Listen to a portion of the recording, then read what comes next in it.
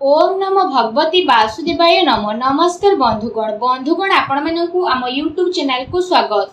बंधुगण आज आम कहबा आपनक पई आगामी ए 44 दिन किपरि साब्यस्त हेबो ता सहित जदि कहबा केउ सब जिनिस रे आगामी ए 44 दिन रे आपनक फायदा हेबो, केउ सब जिनिस रे आपनक सावधानता रहिबाकू पड़िबो, आपनकर लव लाइफ किपरि रहिबो, कैरियर किपरि रहिबो, बिजनेस आ व्यापार किपरि रहिबो एवं स्वास्थ्य रो महत्वपूर्ण इनफॉरमेशन मध्ये आमे आपण मानकु देबो।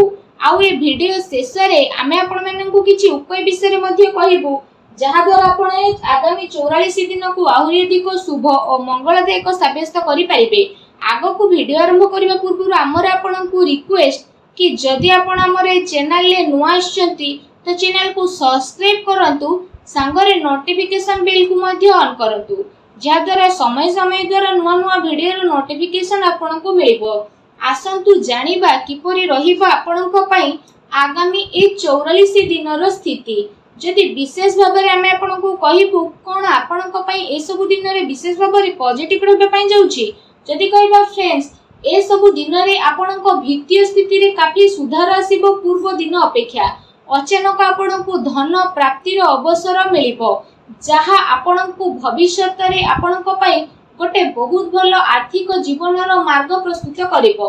शिक्षा पई समय बहुत भलो रहिबो एवं आपण बहुत भलो उपलब्धि को मध्ये प्राप्त करिवे।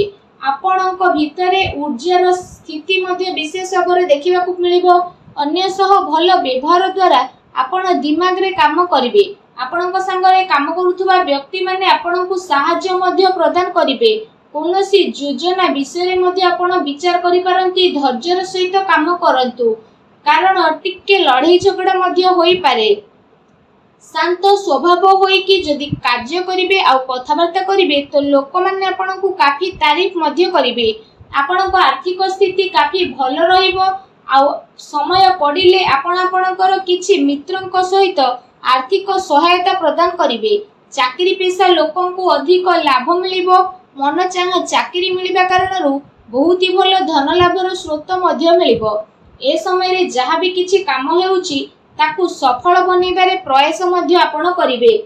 किछि कार्य रे सुधार हेबार संभावना मध्ये बनुची। विपरीत परिस्थिति रे धन लाभर भलो अवसर मध्ये आपनकु विशेष भाबरे प्राप्त हेबो। आपनक मन रे शीघ्र पैसा कमाइबार तीव्र इच्छा मध्ये देखा देबो। एहा सही समय जोथि पई आपनक पई सफलता नेकी आसीबो। निज उद्देश्य को नेकी शांति रे आगो को बढ़िबे आ सफलता आपनकु मिलिबो। ता सहित जदि समय रो धैर्यर सह अपेक्षा न करिवे तो भलो परिणाम किपरि मिलिबो। काम कार्य बदलिबा कारणरु ए 44 दिन रो स्थिति आपनक पई बहुत ही भलो रहिबो जहा द्वारा आपनक मन बहुत ही प्रसन्न रहिबो।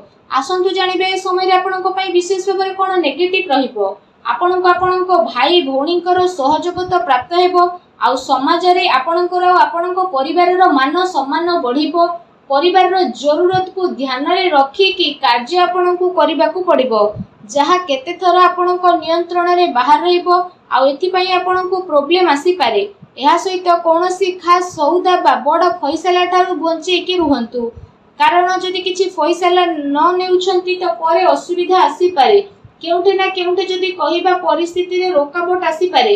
जोश रे आसी कि काहाको भी बिना मांगी कोनोसी उपदेश दियंतु नाही।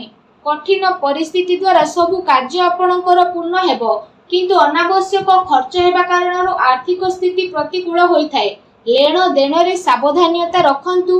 पारिवारिक माहौल मध्ये बहुत ही भलो रहिबो किंतु फ्रेंड्स को सह टिके मनांतर मतांतर होई पारे। संवेदनशील मामला रे सावधान रे चलिबार आवश्यकता रहिछि। संसाधन रे खर्च हेबा द्वारा मानसिक अशांति तथा चिंतापूर्ण स्थिति मध्ये आसी पारे। आत्मविश्वास रो अभाव रे करा जायतिबा कार्य रे रोकावट तथा बाधा मध्ये आसी पारे। व्यवसायिक दृष्टि रो समय आपनक पई सामान्य मध्ये रहिबो। निजर कार्य योजना को विस्तार देबा आपनक प्रॉब्लम रो कारण मध्ये होई पारे।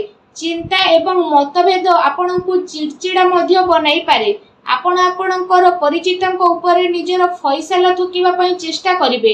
एहा द्वारा आपणकु ही नुकसान मिलिबो। सुना जाइतिबा कथा रे आखि बंद करी विश्वास करंतु नाही।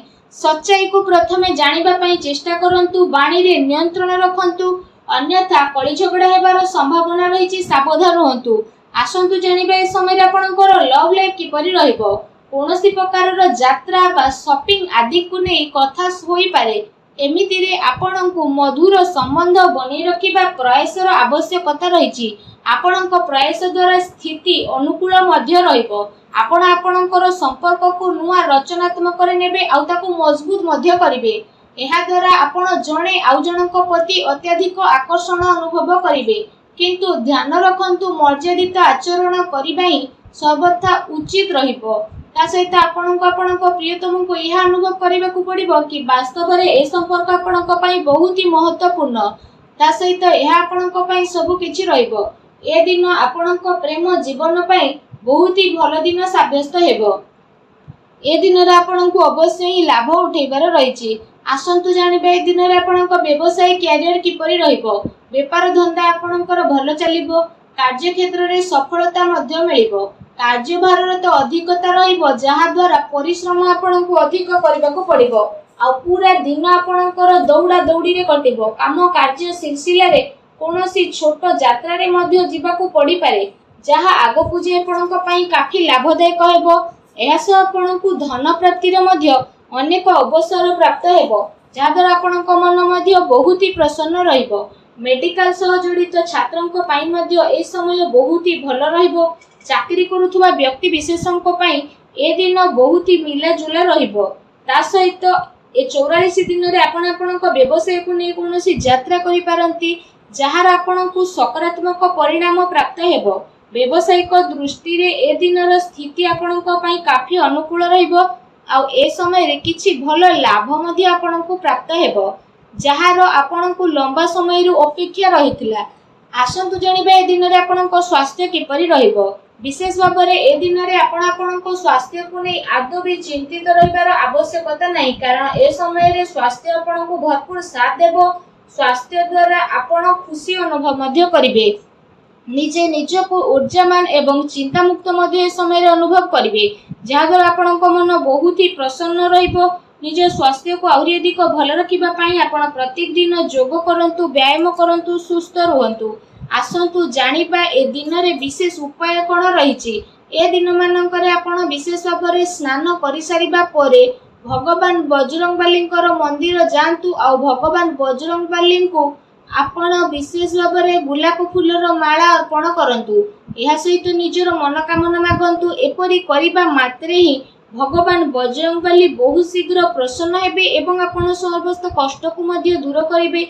जहाँ भी आपण जीवन में प्रोब्लेम चली सब प्रोब्लेम को दूर मध्य करिवे। ता सहित आपण प्रत्येक दिन हनुमान चालीसा मध्य पाठ करंतु आ सूर्य को जलार्घ्य अर्पण करंतु। वीडियो टी केमती लगिला कमेंट करके जणांतु। चैनल नुआ आसले चैनल को सब्सक्राइब मध्य करंतु। धन्यवाद।